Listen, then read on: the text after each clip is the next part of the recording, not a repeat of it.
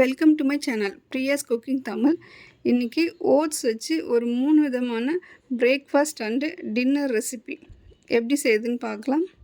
ரொம்பவே குயிக்காக செஞ்சு முடிச்சிடலாம் இந்த ரெசிபி. வீடியோ ஸ்கிப் பண்ணாமல் கடைசி வரைக்கும் பாருங்கள்.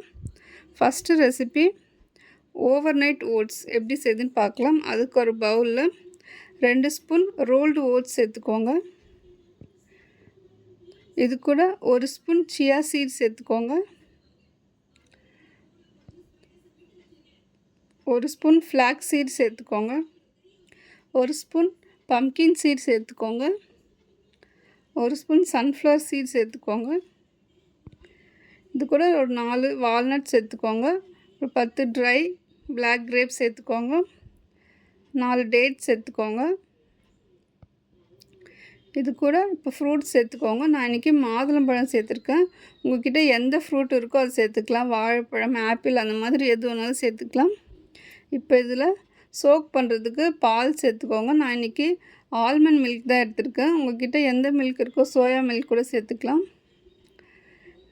ஒரு 10 பாதாமை ஓவர் நைட் ஊற வச்சுட்டு அது தோல் எடுத்துகிட்டு மிக்ஸி ஜாரில் நல்லா அரைச்சி அதோட மில்க் எடுத்து இதில் சேர்த்துருக்கேன்.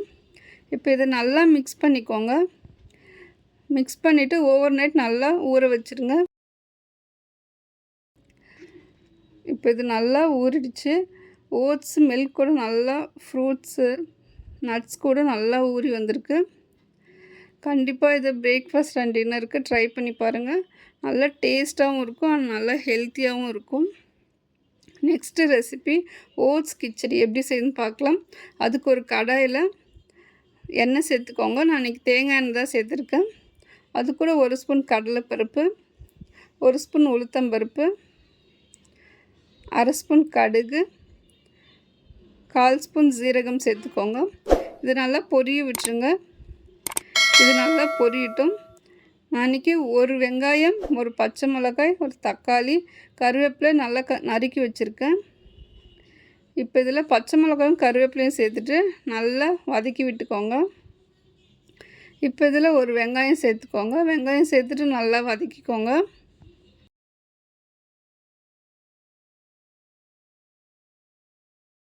இப்போ இதில் கிச்சடிக்கு தேவையான அளவு உப்பு சேர்த்துக்கோங்க.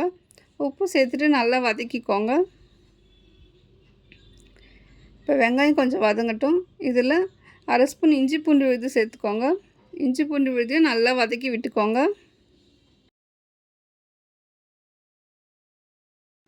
இப்போ இது நல்லா வதங்கிடுச்சு. இப்போ இதில் தக்காளி சேர்க்கலாம். தக்காளி சேர்த்துட்டு நல்லா வதக்கிக்கோங்க. இப்போ தக்காளி நல்லா வதங்கிடுச்சு. இப்போ இதில் 1/4 ஸ்பூன் மஞ்சள் தூள் சேர்த்துக்கோங்க. மஞ்சள் தூள் சேர்த்துட்டு நல்லா வதக்கிக்கோங்க. இப்போ இது நல்லா வதங்கினதுக்கப்புறம் கிச்சடிக்கு தேவையான அளவு தண்ணி சேர்த்துக்கோங்க.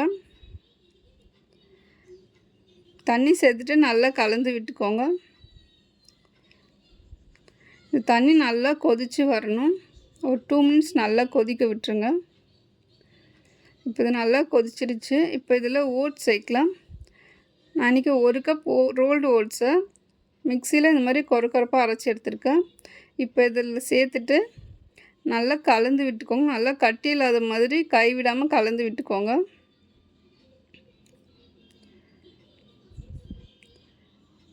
இப்போ இந்த அளவுக்கு நல்லா கலந்து விட்டாச்சு. இப்போ இது 2 நல்லா கொதித்து வரணும். கொதித்து நல்லா திக்காகணும். இப்போ இந்த அளவுக்கு நல்லா திக்காகிருக்கு. ஓட்ஸும் நல்லா வெந்திருக்கு. இப்போது ஓட்ஸ் கிச்சடி சூப்பராக ரெடி ஆகிடுச்சு.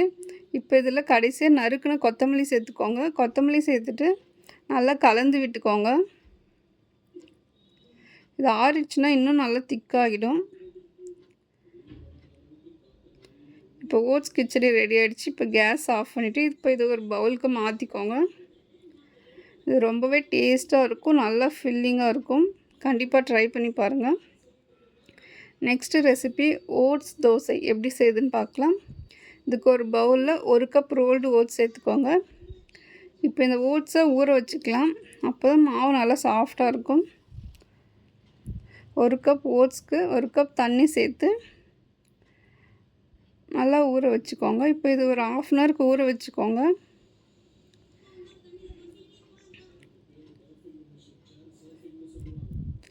இப்போ இது நல்லா ஊறிடுச்சு. ஒரு 1/2 அன் ஹவர் ஆகிடுச்சு. நல்லா ஓட்ஸ் சாஃப்டாக ஊறி வந்திருக்கு. இப்போ இது ஒரு மிக்ஸி ஜாருக்கு மாற்றிக்கோங்க. இது கூட பாதி வெங்காயம், 2 பச்சை மிளகாய், ஒரு இஞ்சி சேர்த்துக்கோங்க. இப்போ இது நல்லா தண்ணி எதுவும் சேர்க்காம ஓட்ஸில் இருக்க தண்ணியோடு சேர்த்து ஸ்மூத்தாக அரைச்சி எடுத்துகிட்டு வந்துடுங்க. இப்போ இந்த அளவுக்கு நல்லா அரைச்சி எடுத்துகிட்டு வந்தாச்சு. இப்போ இது ஒரு பவுலுக்கு மாற்றிக்கோங்க. தேவைப்பட்டால் மிக்ஸி ஜார் அலசி அந்த தண்ணி கொஞ்சம் சேர்த்துக்கோங்க. இப்போ இதில் கொஞ்சமாக உப்பு, மஞ்சள் தூள் சேர்த்துக்கோங்க. இப்போ இது நல்லா மிக்ஸ் பண்ணிக்கோங்க. மஞ்சள் தூள், உப்பு நல்லா கரையணும் மாவு கூட. அந்தளவுக்கு நல்லா மிக்ஸ் பண்ணிக்கோங்க. இப்போ இந்த அளவுக்கு நல்லா மிக்ஸ் பண்ணியாச்சு. இப்போ ஓட்ஸ் தோசைக்கு தேவையான மாவு ரெடி ஆகிடுச்சு. இப்போ தோசை ஊற்ற ஸ்டார்ட் பண்ணிடலாம். இப்போ தோசை தவா வச்சுக்கோங்க. அது நல்லா ஹீட் ஆனதுக்கப்புறம் 2 கரண்டி மாவு எடுத்து நல்லா ஸ்ப்ரெட் பண்ணி விட்டுக்கோங்க. தோசை ரொம்பவே நல்லா சாஃப்டாக இருக்கும். இப்போ இதில் தேவையான அளவு எண்ணெய் சேர்த்துக்கோங்க. உங்களுக்கு எண்ணெய் தேவைப்பட்டால் சேர்த்துக்கோங்க, இல்லைனா ஸ்கிப் பண்ணிக்கலாம். இப்போ இது சிம்லே வச்சு நல்லா வேக வச்சுருங்க. 1 சைடு வெந்ததுக்கப்புறம் பொறுமையாக திருப்பி போடுங்க.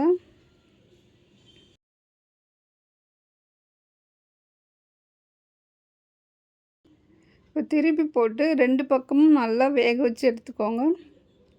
இப்போ 2 பக்கமும் நல்லா வெந்துருச்சு. ஓட்ஸ் தோசை நல்லா சாஃப்டாக ரெடி ஆகிடுச்சு. இப்போ இது ஒரு பிளேட்க்கு மாற்றிக்கோங்க. இது கூட சட்னி வச்சு சர்வ் பண்ணுங்கள். ரொம்பவே டேஸ்ட்டாக இருக்கும். கண்டிப்பாக இந்த 3 ஓட்ஸ் ரெசிப்பியும் வீட்டில் ட்ரை பண்ணி பாருங்கள். ரொம்பவே டேஸ்ட்டாக இருக்கும். உங்களுக்கு இந்த வீடியோ பிடிச்சிருந்தா மறக்காமல் பிரியாஸ் குக்கிங் தமிழ் சேனலை சப்ஸ்கிரைப் பண்ணிவிட்டு லைக் பண்ணிவிடுங்க. தேங்க்யூ.